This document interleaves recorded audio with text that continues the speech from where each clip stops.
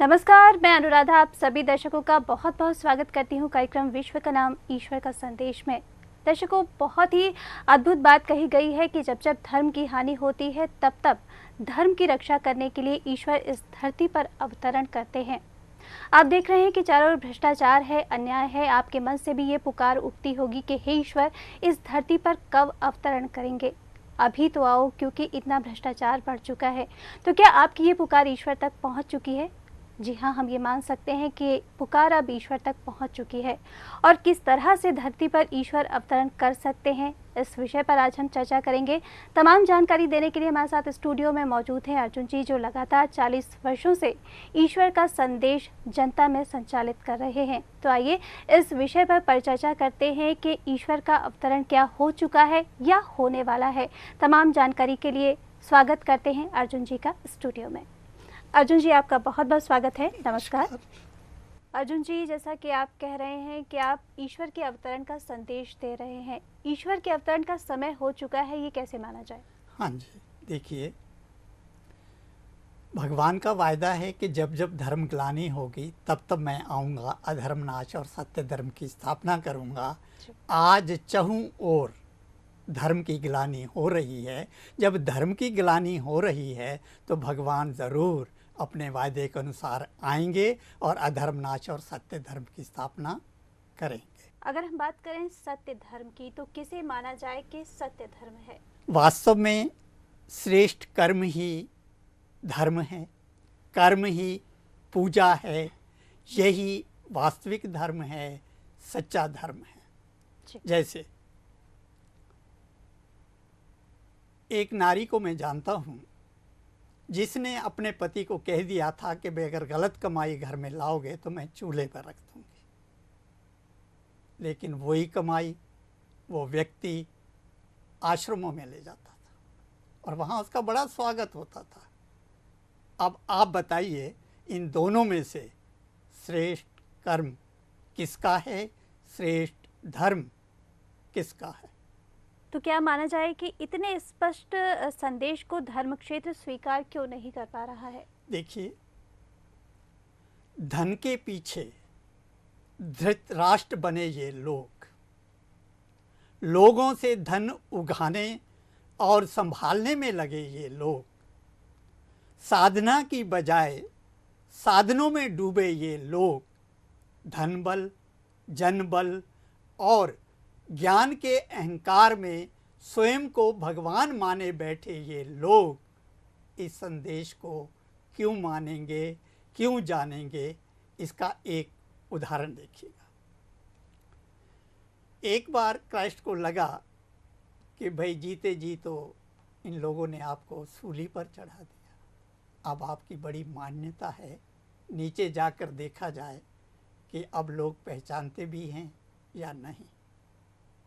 नीचे उतरे, चर्च के बाहर खड़े हुए, चर्च के अंदर से 3-4 साधक निकले, उनमें से एक की नज़र पड़ी और उसने कहा ये तो क्राइस्ट लगते हैं। दूसरे ने कहा क्राइस्ट का क्या काम, कोई बहरूपिया है। तीसरे ने कहा पादरी को बुला लाते हैं। चौथा पादरी को बुलाने चला गया।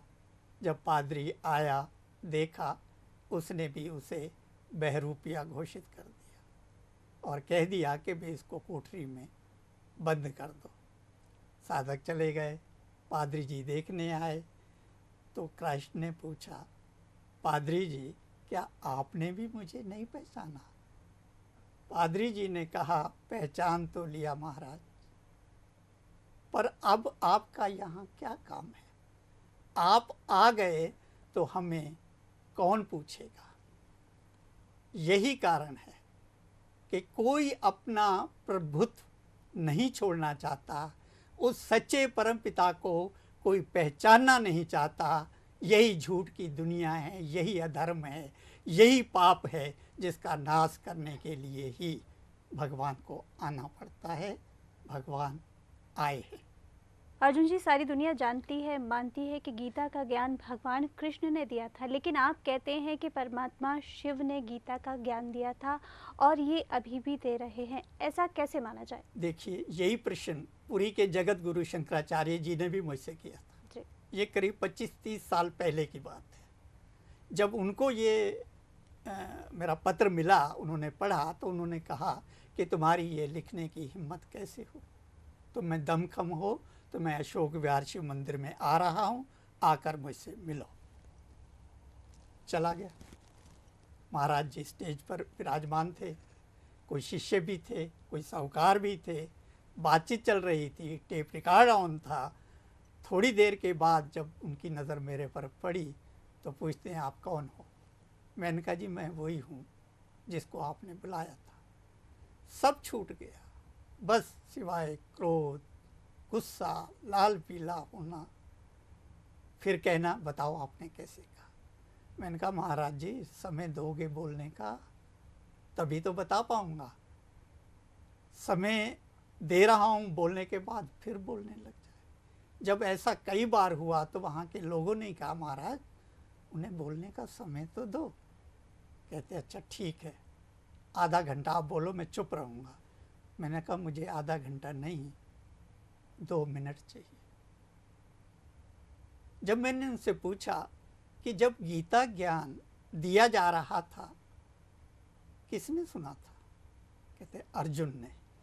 अर्जुन कौन था, गृहस्थी या सन्यासी? कहते गृहस्थी था। मैंने कहा जब सन्यासियों ने सुना ही नहीं तब वो जानेंगे कि कैसे कि गीता ज्ञान दाता कौन है, गीता ज्ञान किसने दिया? इतना कहना ही था कि उनका हाथ उठ गया, तिल मिला गए। मैंने कहा महाराज किसी को घर बुला के उसके साथ ऐसा करना, यदि आपका धर्म यही कहता है तो ज़रूर अपने धर्म का पालन कीजिएगा। यदि मैं कायर होता तो यहाँ आता नहीं। इतना कहने के बाद मैंने उनसे क्षमा मांगी और वापस हो लिया। अब आप ही बताइए, जिन्होंने कभी सुना नहीं ज्ञान, ज्ञान सुनने वाला अर्जुन है, उससे ज़्यादा भगवान को कौन जान सकता है? उस सच को कौन पहचान सकता है? इसी पूरे डंके की चोट से कहता हूँ कि गीता ज्ञान सिवाय गीता ज्ञान शिव परमात्मा ने दिया है। कोई चाहे, कोई भी संसार का व्यक्ति चाहे तो इस बात को चैलेंज कर सकता है, लेकिन सत्य तो सत्य ही रहेगा। जैसे दूसरी बात, भगवान के बारे में सभी जानते हैं, भगवान सर्वप्रिय है, सर्वग्राह्य है, सर्वमान्य है। परमात्मा शिव ही ऐसे हैं जो ज्योतिर्बिंदु हैं, पूरे देश में शिवलिंग के नाम से यादगार बने हुए हैं। स्वयं कृष्ण भी उनकी पूजा करते हैं, अन्य धर्म वाले भी, कोई गॉड इज लाइट, कोई निराकार, कोई संज्ञ असत के रूप में मान्यता देता है। आप ही बताइए कि गीता का भगवान या इस सृष्टि का भगवान जिसको सारी दुनिया मानती है कौन हो सकता है? अर्जुन जी, अगर हम बात करें धर्म युद्ध की तो किसे आप धर्म युद्ध कहेंगे? जी, धर्म युद्ध वास्तव में ज्ञान युद्ध है, नीति अनीति का युद्ध है, सत्य असत्य का युद्ध है। धर्म युद्ध कोई हिंसक युद्ध नहीं है और ना ही विश्व का मालिक हिंसक युद्ध की प्रेरणा देते हैं और ना ही कभी देंगे। आज फिर वही धर्म युद्ध का समय आया है। धर्म युद्ध फिर से धर्म युद्ध की घोषणा कर रहा है। इसको एक बार मैं फिर से दोहरा रहा हूँ, आप मानो या ना मानो, धर्म युद्ध की घोषणा फिर से कर रहा है। इस ऐसे अवसर पर जो जहाँ खड़ा होना चाहे उसका निर्णय वो स्वयं कर सकता है, लेकिन जान सकता है धर्म जीवन है, अधर्म मौत है। मौत केवल शरीरों की ही नहीं, भाग्य की भी मौत है। शारीरिक रूप से तो हम पहले ही मर चुके हैं। ना नैतिक बल, ना आत्मिक बल, ना आध्यात्मिक बल। मानव की इसी दशा को देखकर भगवान को कहना पड़ा था, हे अर्जुन ये सब तो मरे पड़े हैं। आज देश में लाखों साधु सन्यासी योगी तपस्वी होते हुए भी अधर्म तांडव नृत्य कर रहा है। क्यों कर रहा है? क्योंकि ये लोग अंधे, गूंगे, बहरे बने हुए हैं। बताएं, क्या यही धर्म है? अधर्म के सामने समर्पण करना, अधर्म के सामने चुप रहना, यही धर्म है। ऐसा करके वो महापुरुषों का मान बढ़ा रहे हैं या उसे खाक में मिला रहे हैं। धर्म का काम कीर्तन करना नहीं है, कीर्तिमान स्थापित करना है। धर्म का काम तालियां बजाना भी नहीं है, ताल ठोकर अधर्म का सामना करना है। धर्म का काम महापुरुषों के जुलूस निकालना भी नहीं है, जलवा करके दिखाना है। धर्म का काम मजमे लगाना भी नहीं है, महान बनना है। संसार में जितने भी महान आत्माएं हुए हैं, उन्होंने धर्म की बातें नहीं की, बल्कि उस धर्म के अपने जीवन में दर्शन कराए हैं। अब आप अपने आप से पूछो और बताओ कि उन महापुरुषों के मुकाबले आप अपने को कहाँ खड़ा पाते हो, कहाँ खड़े हो। अर्जुन जी, जैसा कि हम बात कर रहे हैं लगातार कि जब जब धर्म की हानि होती है तब तब ईश्वर का अवतरण इस धरती पर होता है। जैसा कि आप कह रहे हैं कि भगवान का अवतरण इस धरती पर होता है और होने वाला है या हो चुका है, लेकिन जिसे आप भगवान कहते हैं उसको लोग कैसे जाने कि ये भगवान है? जी देखिए, किसी भी महान आत्मा की पहचान उसके महान कार्यों से होती है। उसके कार्यों से ही जाना जाता है कि ये आत्मा महान है। इसी प्रकार परमात्मा को भी परमात्मा के कार्यों से ही जाना जा सकता है कि ये कार्य सिवाय परमात्मा के और कोई कर ही नहीं सकता और कोई कह ही नहीं सकता। जैसे परमात्मा कहते हैं मैं विश्व पिता हूँ, परमात्मा कहते हैं मैं सर्वशक्तिवान हूँ, परमात्मा कहते हैं कि मैं अधर्म नाश और सत्य धर्म की स्थापना करने आया हूँ, करके ही जाऊँगा। मैं धर्मराज भी हूँ, कालों का काल भी हूँ, आया हूँ तो लेकर जाऊँगा, सीधे से नहीं चलोगे तो उल्टा करके ले जाऊँगा। आप ही बताइए, ऐसी घोषणा सिवाय भगवान के किसी में हिम्मत है जो ये कह सके, कर सके? अर्जुन जी, लगातार हम आपसे ये जान रहे हैं कि ईश्वर का संदेश आप पिछले 40 वर्षों से समाज में संचालित कर रहे हैं। मेरे मन में एक सवाल ये उठ रहा था कि ना आपके साथ किसी तरह की भीड़ है, ना आप किसी संगठन से जुड़े हुए हैं, ना आप इस कार्य के लिए किसी से दान लेते हैं। किस तरह से ये सारी चीज़ें संभव हो जाती हैं? जी, सत्य के साथ भीड़ नहीं, भगवान होते हैं। जहाँ भगवान होते हैं वहाँ विजय श्री स्वयं चलकर उनके कदम चूमती है। सवाल भीड़ का। एक बार एक संस्था के प्रमुख ने मुझे बुलाया, काफ़ी भीड़ करोड़ों की संख्या में थी। वो अक्सर कहा करते थे कि यदि सरकार, साहूकार और पत्रकार सहयोग दें तो देश से कुरीतियां समाप्त हो सकती हैं। जब मैंने उनसे पूछा, आपके पास करोड़ों की फौज है, उसे क्यों नहीं उतारते मैदान में? तो कहने लगे, काय की फौज है, ये तो भीड़ है, आती है, गंदगी करके चली जाती है। आप ही बताइए, भगवान ऐसी भीड़ का क्या करेंगे? भगवान को तो केवल 5 पांडव चाहिए। अर्जुन जी, जैसा कि आप कहते हैं कि ईश्वर सर्वव्यापी नहीं है, जबकि सारा संसार ये मानता है कि ईश्वर सर्वव्यापी है, सच क्या है? देखिए, परमात्मा को सर्वव्यापी कहना, कुत्ते बिल्ली में कहना, परमात्मा का अपमान करना है, ग्लानि करना है। जब कोई व्यक्ति किसी को कुत्ता कहता है तो वो उसका कॉलर पकड़ लेता है, लाल पीला होने लगता है। अरे भाई, यदि उसमें भगवान है तो लाल पीले क्यों होते हो? उसे गले लगाओ, घर ले जाओ, उसे खाना खिलाओ, दुत्कारते क्यों हो? अपनी ही कही हुई बात को नकारते क्यों हो? दूसरी बात, एक बड़ी सरल समझने की बात है कि परमात्मा यदि सर्वव्यापी हैं, मौजूद हैं, तो उनको अवतरण की ज़रूरत क्या है? अर्जुन जी, ये माना जाता है इस धरती पर कि जो भी होता है, पत्ता भी हिलता है तो ईश्वर की मर्जी से हिलता है। क्या ये सत्य है?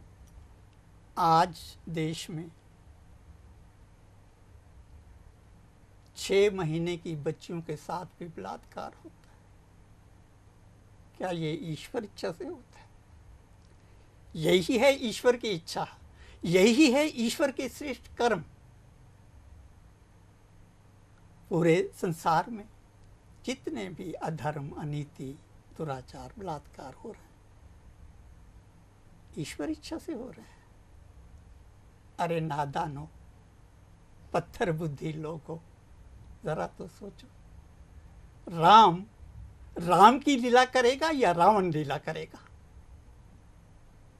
राम की आड़ में रावण लीला करने वाले, धर्म की आड़ में अधर्म करने वाले, भगवान को बदनाम करने वाले राक्षसों, बहुत हो गया, बहुत हो गया। सावधान हो जाओ, क्योंकि धरती को राक्षसों से मुक्त कराने के लिए राम आए हैं। रावणों के चुंगल में फंसी भोली सीताओं को छुड़ाने राम आए हैं। ध्यान रखो, ईश्वरीय अवतरण भूमि ही नहीं, पावन भूमि भी है। इस पावन भूमि को कलंकित करने वाले, उनसे होने वाले दुष्परिणामों से बच नहीं सकते, इन्हें कोई बचा नहीं सकता। ऐसे लोग त्राहिमाम करते नजर आएंगे, खून के आंसू बहाएंगे, कहीं के नहीं रह पाएंगे। हाँ, यदि कोई सच्चे दिल से अपनी गलती स्वीकार करते हुए क्षमा चाहेगा तो भोलेनाथ उन्हें निराश नहीं करेंगे, निश्चित रूप से उनकी गलती को माफ़ करेंगे। अर्जुन जी, लगातार आपसे चर्चा जारी है। मैं जानना चाहूँगी कि जो आजकल दौर चल रहा है, जैसा कि नारी के बारे में समाचार आते हैं, क्या कहना चाहेंगे आज के समाज की इस स्थिति के बारे में? देखिए, नारी इस सृष्टि की सर्वश्रेष्ठ रचना है।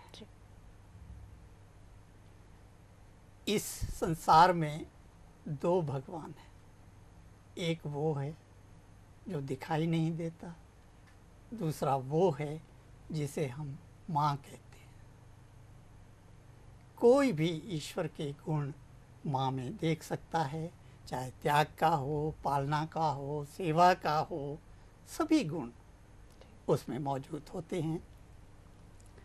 यदि ऐसी माताओं की सेवा का अवसर जिन्हें प्राप्त होता है, उन्हें अन्यंत्र कहीं भटकने की ज़रूरत नहीं होती है। कुछ समझदार लोग ऐसी ही नारी के बारे में,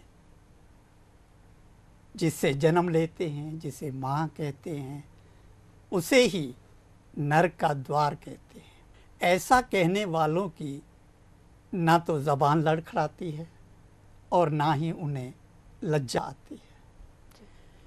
इसी नारी की, इसी माँ की परिक्रमा करने वाला गणेश सर्वप्रथम पूजनीय का स्थान प्राप्त कर गया,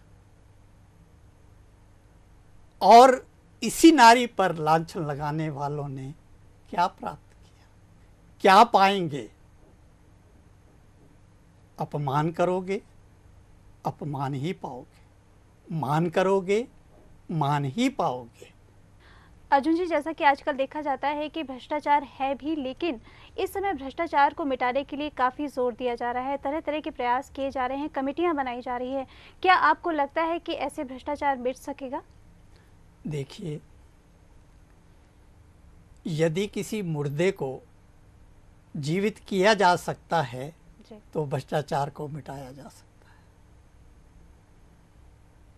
इंसान की तो औकात ही क्या है, स्वयं भगवान भी भ्रष्टाचार को नहीं मिटा सकते। चाहे कितना जोर लगा लो, कितना शोर मचा लो, भ्रष्टाचार को हटाना तो दूर, उसे हिला भी नहीं सकते। अर्जुन जी, अगर माना जाए तो आगे के लिए क्या कहना चाहेंगे कि आपकी भविष्य में ईश्वरीय योजनाएं क्या हैं? देखिए, परमात्मा चाहते हैं कि देवी शक्तियां बिखरी होने के कारण कमज़ोर पड़ रही हैं। आसुरी शक्तियों से धरती को मुक्त कराने के लिए परमात्मा सभी का सहयोग चाहते हैं, या यूं कहिए कि ईश्वर, अल्लाह अथवा गॉड के नाम का दम भरने वालों की परीक्षा लेना चाहते हैं। वरना तो परमात्मा क्या नहीं कर सकते, लेकिन मर्यादाओं से बाहर जाकर कोई कार्य नहीं करते। उन्हीं मर्यादाओं का पालन करते हुए विश्व आत्माओं के सामने भाग्य बनाने का अवसर प्रदान कर रहे हैं, ताकि किसी को भी ये शिकायत ना रहे कि परमात्मा आए, विश्व कल्याणार्थ यज्ञ रचा और यज्ञ में आसुरी शक्तियों ने विघ्न उपस्थित किए और हम अपना फर्ज अदा नहीं कर सके, अपनी आहुति नहीं डाल सके। एक सत्य और जिसे हम सभी को स्वीकार करना होगा वो ये कि परमात्मा का हिंदू, मुस्लिम, सिख, ईसाई आदि दैहिक धर्मों से कोई सरोकार नहीं है। परमात्मा हम सर्व आत्माओं के परम पिता हैं। आत्मा के नाते हम सब भाई भाई हैं। आत्माओं का धर्म एक ही है, वो है दिव्य गुणों की धारणा। हम सभी आत्माओं से परमात्मा की यही चाहना है कि बिखरी दैवी शक्ति, नैतिक शक्ति, सात्विक शक्ति संगठित होकर आध्यात्मिक पार्लियामेंट का गठन करे, जो पूरे विश्व के लिए लाइट हाउस का कार्य करे, जिसमें विश्व स्तर के नैतिक संपन्न बहन भाइयों की भागीदारी हो, सर्व की राय से ईश्वरीय मर्यादाओं के अनुरूप मूल धर्म पर आधारित ईश्वरीय संविधान, आचार